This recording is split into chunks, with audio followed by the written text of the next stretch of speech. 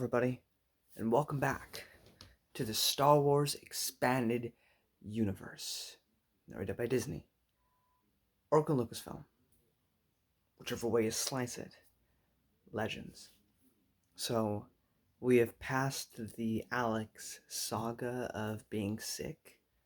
I think I'm still kind of getting over it. My nose is still a little weird, but I'm pretty good now. Like, I can function as a normal human being, and I'm not dying every 2 seconds. For my time, it was Thanksgiving yesterday. For your time, by the time this comes out, it's like the end of December or January already.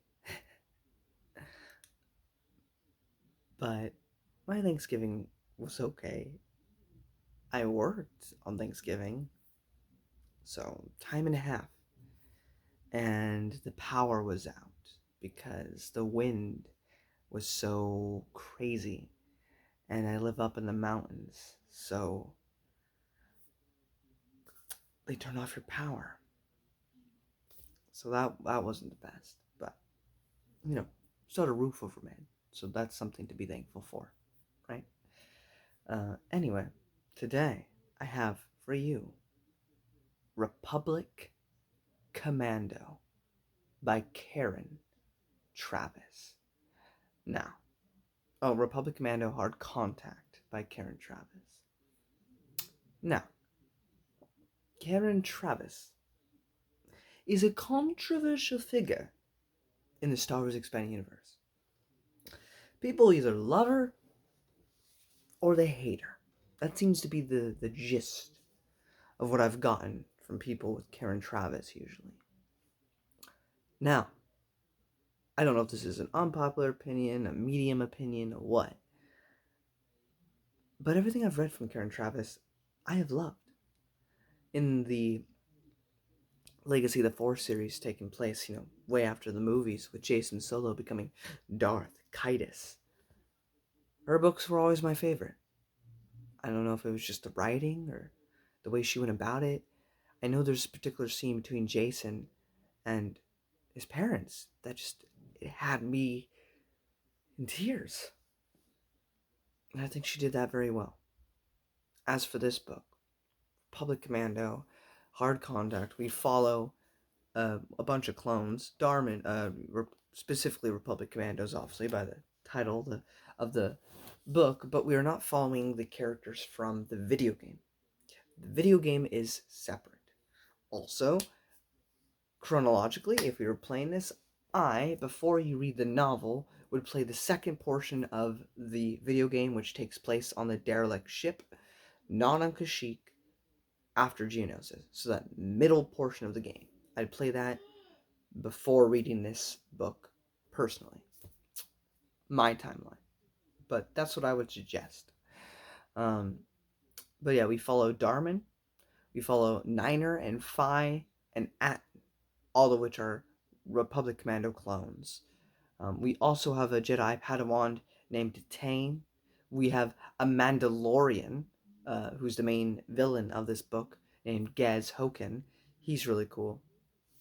And basically, the clones go to this planet, which just so happens to also have this Padawan on the planet, with her master, who dies early on. Not really a spoiler, doesn't really matter. She's just alone. By the time they meet her. And they have to stop this separatist scientist lady who's building or trying to make a nanovirus that will specifically target clones and kill them. It's a pretty decent plot.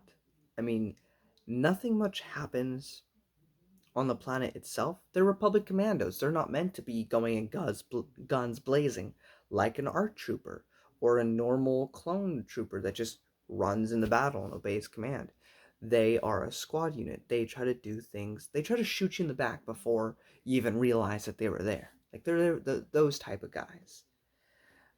But the character development between them is really nice. And you really feel the friendship and the connection that they have in this book. Or that they grow to have between one another. And of course, I noticed a lot of things as like, this reminds me of 2008 Clone Wars by Dave Filoni. But here's the thing. This book came out in 2004. That is 4 years prior to the Clone Wars even being a thing. And it's in the same sense, for those of you who are old enough to know this movie, and those of you who are young but have a cool older parent or uncle or whatever to have shown you this movie, Short Circuit. There's a little robot boy. He's adorable. I've seen a lot of things on the internet where people go, "Oh, wow, Johnny Five looks just like Wally." But that doesn't make sense, because the sentence would work better if you said Wally looks like Johnny Five, because Short Circuit came out first. So in the same sense, a lot of things, if you like the Clone Wars and you're like, my favorite part's been the clone parts. Similar stuff was done here, and it was done first. And again, I like the Clone Wars. I like the episodes that focus on the clones, but it's very clear that it's either copying or they just accidentally did a lot of similar things. But also the relationship between the Jedi Padawan is really cool. The main villain, the Mandalorian guy, he's actually a really competent villain, and I enjoyed his scenes. And then, of course, you know, we deal with the question of, are the clones humans? I think, do they have worth? Do they have value? I think every single media that has to do with clones has established that they absolutely do. But that is kind of the conundrum that's brought in on here. Now, this is not the controversial book among people. They tend to find this book to be decent, if not outright hate it, just because it's Karen Travis. No, but nobody really hates this book. It's every book following this one that goes according to half of the fan base anyway. Because a lot of people like these books. The only reason I'm a bit concerned is because Matt Wilkins, who I tend to agree with on a lot of stuff, I don't try to coattail him. I feel what I personally feel, and I tell it to you, and it just a lot of time aligns up with what Matt has to say. But that's, we'll see what I feel about it after I read it. But I know both Matt and another person you should subscribe to, Quality Autism, just doesn't enjoy it, and that's fair. But yeah, because I'm trying not to get too much into spoilers. Not that there's that much, because the main plot isn't really the driving focus here. But it was a really good read. I don't think it's Karen's best so far. Everything she did in Legacy of the Force was significantly better. If you could hear my brother, I apologize. I usually do these in the morning, but I just finished the book. I wanted to make sure I did a review, and he's always so loud, but you can't control it. But overall, if you like the clones, this is a must. I would suggest, if you were gonna start into Clone Wars, that this might be the place to start. If you were gonna start with novels, if you were gonna start with comics, obviously the Republic comics is phenomenal. But for novels, I think this is the place to go. I enjoyed this book. It's definitely not going to be in my top 10, probably not even my top 20, but it was a good read. I enjoyed it. And I am interested, at the very least, to see what else goes on with these clones. As I know that, a couple of them, I think, make it, sorry, all the way to Legacy.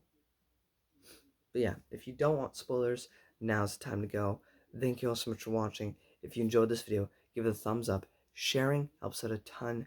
Don't forget to subscribe, and I'll see you next time. For those veterans, though, and for those who just don't care, follow me. We learn that there are few Mandos left. Another issue with TCW.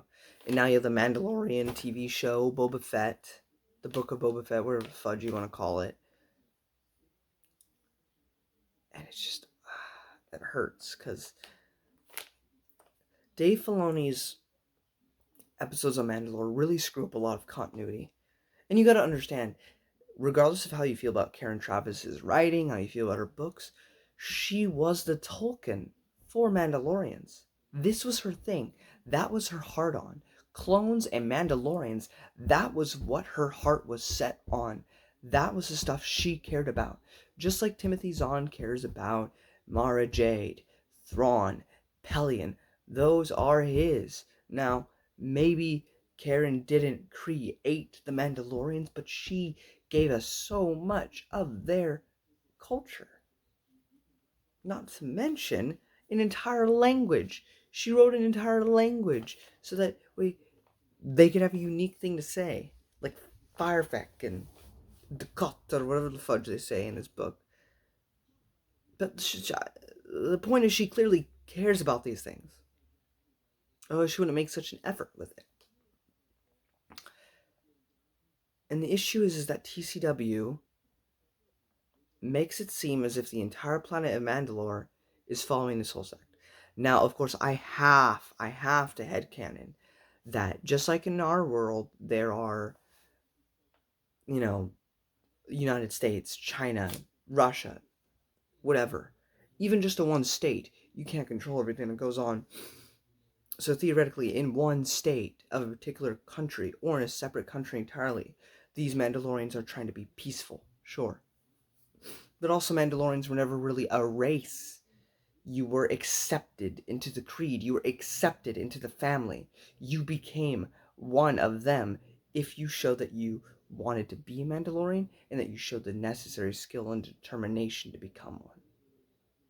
You were adopted into a family not by blood, but by willing allowance to have you be a part of someone's life. And the issue with that Clone Wars episode is it doesn't make it seem like that. It makes it seem like it's a race, and it makes it seem like the Death Watch are the outliers. Maybe in that sector of the planet, but they're really not. Most Mandalorians still act that way, at least in Legends. Of course, canon is completely different, but it's just a frustrating thing. Regardless, though, I'm just gonna headcanon in the future. It's one particular part of the whole planet, and that's why it's a bit different. As for why they're all the same race, I can't help you there. Also, something I already knew because of, again, Legacy of the Force. The clones have accelerated aging. Now, I know this is a thing in, I guess, canon as well, because in Rebels, Rex is really old, only after 19 years. But here it suggests that after 10 years' time, they're just going to keel over and die. Like they have another 10 years left in them. And so I thought that was kind of interesting.